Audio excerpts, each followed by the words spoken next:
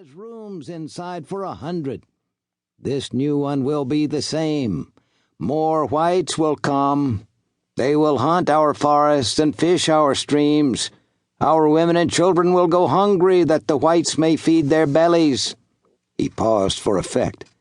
"I say we go to these whites. We tell them this is our land and they must build their lodge elsewhere." All eyes swung toward Touch the Clouds. "I, too, have visited the Blanket Chief's lodge," he slowly began, choosing his words with care. "His family and 2 other whites live there with him. That is all, and they do not kill more game than they need." He swept those assembled with his piercing gaze. "How can we say these new whites will do any different when we do not know them or why they have come?" "So you propose to do nothing?" Hungry Wolf challenged. "I say that if we let these new whites build their lodge in the middle of our territory, before too many winters we will have whites everywhere we look. We must drive them out, now, before their numbers increase." Some of the younger warriors voiced their agreement. The young were always more ready to go to war than those who had experienced it. Touch the Clouds squared his broad shoulders and placed his brawny hands on his knees.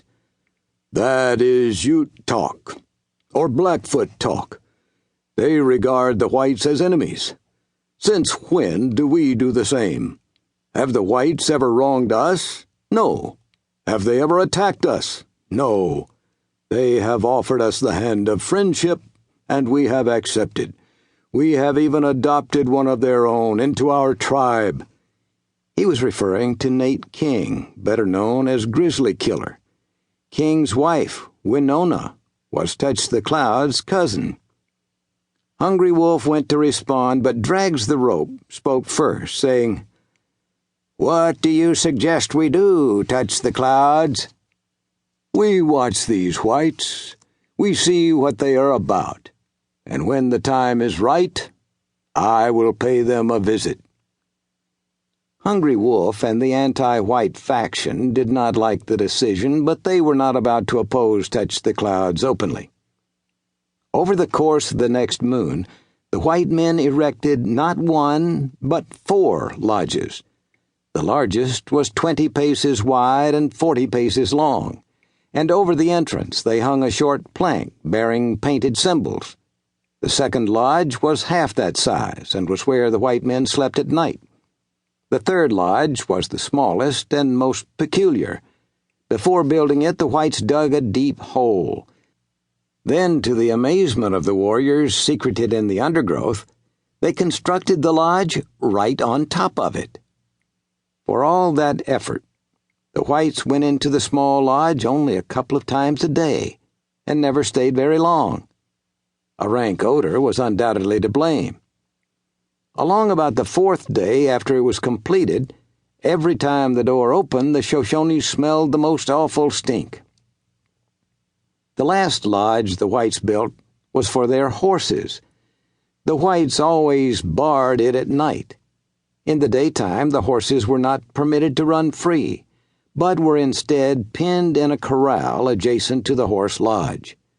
The whites spent several days cutting grass and hauling it inside, piling a stack higher than a man's head.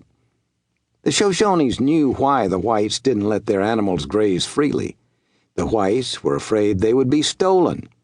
What with regular Blackfoot and Crow forays into Shoshone country, their fear was justified.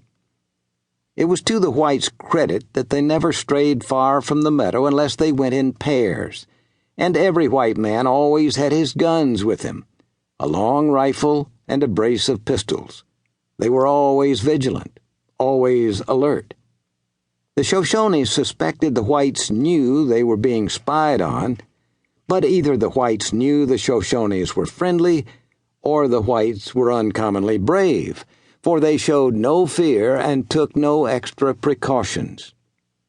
Then came the morning, 1 moon after the whites arrived, that one of their number walked alone across the meadow to the bank of Dead Elk Creek.